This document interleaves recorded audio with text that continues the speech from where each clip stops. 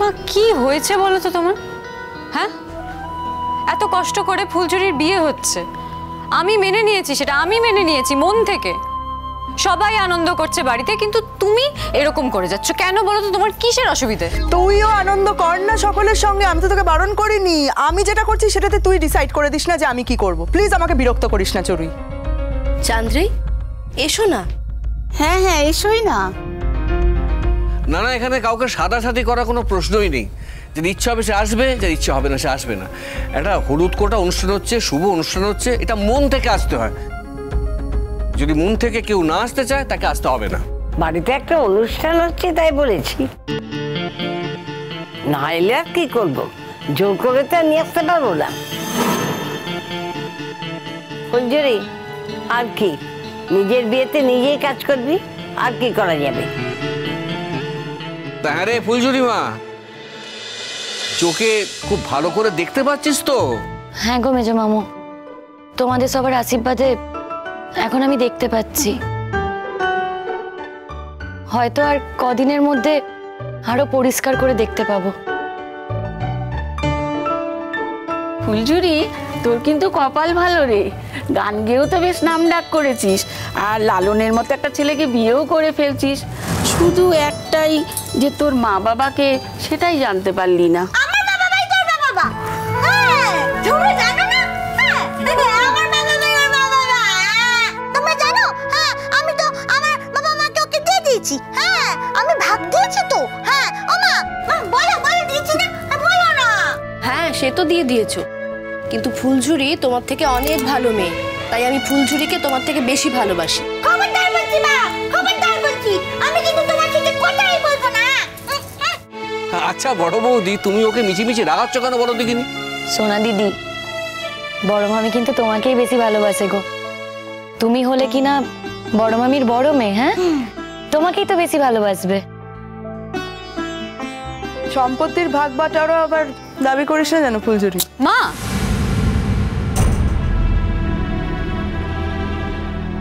এই তুই চুপ কর তো, তোর নাটকটা আমি আরো বেশি সহ্য করতে পারছি না। আর নাটক করিস না আমার সামনে, অন্তত নাটক করিস। আমি তোর মা হয়তো আমার সামনে নাটক করিস না।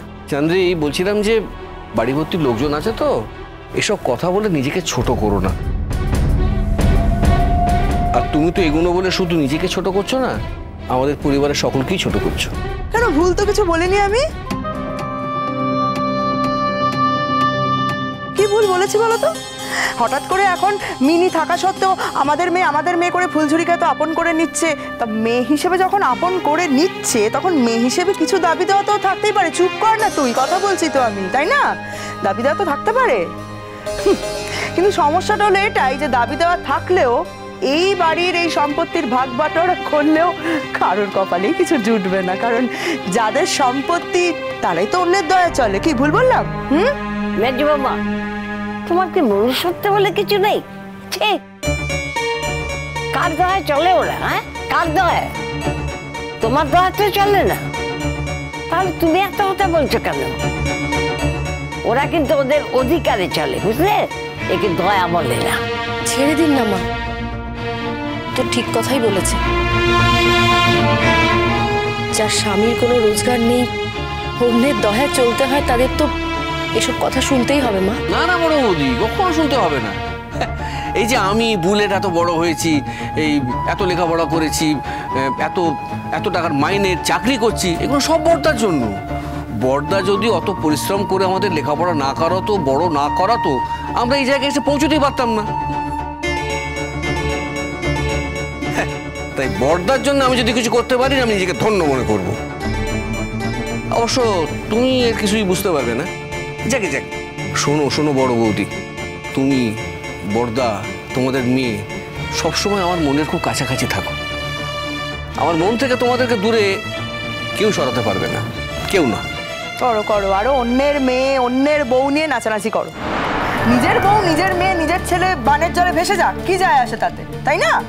অন্যের মেয়ে অন্যের বউ, এদেরকে নিয়ে নাচানাচি করো। এদের কর্তব্য দায়িত্ব সেগুলো পালন করতে হবে তো। তার উপর এখন তো আবার চুপ কর তুই, এখন তো আবার আরেকজনের দায়িত্ব কাঁধে তুলে নিয়েছে ওরা, তাই না? দুই মেয়ে, তাদের কর্তব্য দায়িত্ব, তাদের জন্য টাকা পয়সা খরচ, তাদের যা যা প্রয়োজন, সমস্ত শখ আহ্লাদ, সবটা দায়িত্ব তো তোমাকেই নিতে হবে। আচ্ছা আমাকে একটা কথা বলো, তুমি এই যে তুমি সমস্তটা বিলিয়ে দিচ্ছ, তোমার নিজের মেয়ে যে রয়েছে তার কি হবে একবার ভেবে দেখেছো? হ্যাঁ, মা কি কি হবে কি আবার? মেজো বৌমা, খবর দেবে এসব কথা বলবে না, একদম না। আমরা কিন্তু এত ধুমধাম করে বিয়ে দিতে চাইনি, গাবলুই জোর করে দিচ্ছে, বুঝলে? ফুলঝুরে বিয়ে দেওয়াটা আমাদের কর্তব্যের মধ্যে পড়ে। হ্যাঁ, একদিন আমার মেয়ের জন্যই তো মিনি অনেক কষ্ট সহ্য করেছে। হ্যাঁ, আমি মানছি যে এখন আমার মেয়ে হয়তো অনেকটা বদলে গেছে, আশা করি বদলে গেছে তো, কিন্তু তার প্রায়শ্চিত্ত তো আমায় করতে হবে। ধরে নাও না যে এটা তারই একটা প্রায়শ্চিত্ত। ও তুমি ওসব বুঝবে না, আর এসব নিয়ে বেশি কথাও বলো না প্লিজ, আমাকে আমার কাজটা করতে দাও প্লিজ।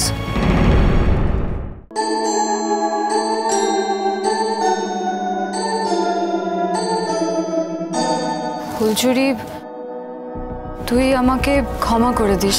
চড়ুই দিদি, না, আমি ভুল করেছি তো। দেখ, আমি নিজেও জানি না আমি কেন ওরম হয়ে গেছিলাম। আমি বুঝতে পারছি না।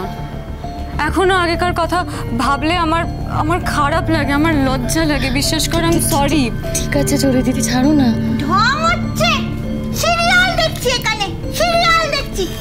এই বুকুরি, কি সোনা দিদি, কি তোকে করছো? আমি চিনি না, তোকে আমি চিনি না ভেবেছিস? হ্যাঁ, তুই সুযোগ পেলে আবার ওর পেছনে লাগবি। হ্যাঁ, তুই আবার ওর পেছনে লাগবি। বাবা গো, আমার ফুলঝুরিকে একেবারে মেরে দিচ্ছিল। হ্যাঁ, এখন আবার বেশি কথা বলছে, বেশি কথা বলছিস। এই সোনা দিদি, কি হচ্ছে এটা? কি চুপ করো তুমি একদম।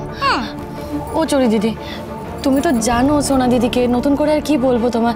তুমি কিন্তু সোনা দিদির কথায় কিছু মনে করো না গো।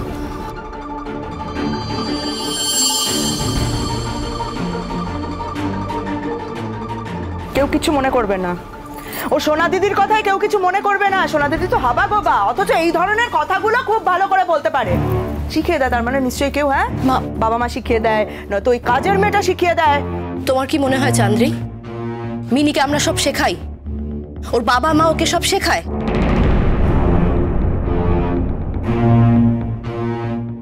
মিনি, এত কথা তুমি কেন বলো?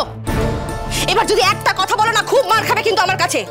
সোজা ঘরে নিয়ে গিয়ে দরজা বন্ধ করে দেবো একদম। এই বিয়ে বাড়িতে তুমি থাকতে পারবে না। সব সময় কথা বলো কেন তুমি? সব কথায় মুখে আঙুল দিয়ে বসে থাকো, সব ব্যাপারে কথা বলো তোমার, তাই না? আচ্ছা ঠিক আছে, ঠিক আছে বৌদি, প্লিজ ওকে বকাবকি করো না। দেখো, আমাদের এই মেয়েটা অবোধ। হ্যাঁ, অবোধ। মাঝে মাঝে সত্যি কথা বলে ফেলে, এটা ঠিক, কিন্তু আমি আশা করি যে চড়ুই মা আর তার আগের জীবনে ফিরে যাবে না, আশা করি। কিন্তু দেখো বৌদি, ও যেসব কাণ্ড ঘটিয়েছিল তাতে সব থেকে বেশি ধাক্কা খেয়েছিল এই মেয়েটা। এই মেয়েটা সব থেকে বেশি এফেক্টেড হয়েছিল। এটা তো সত্যি কথা যে আমাদের মিনিমা একদম পবিত্র, বাপ এখন ওকে ছুতে পারিনি, তাই কারোর ক্ষতি করার কথাও স্বপ্নেও ভাবতে পারে না। ওকে ওকে এভাবে বকাবকি করো না, ওকে এভাবে বকাবকি করো না। তাছাড়া দেখ দেখ দেখ চড়ুইমা, তুই তো মিনিকে চিনিস। আমি বুঝতে পারছি সবটা বাবা, আমি সবটা এখন বুঝতে পারছি। আর মিনি দিদি তো ঠিকই বলছে, তাই না? মিনি দিদি,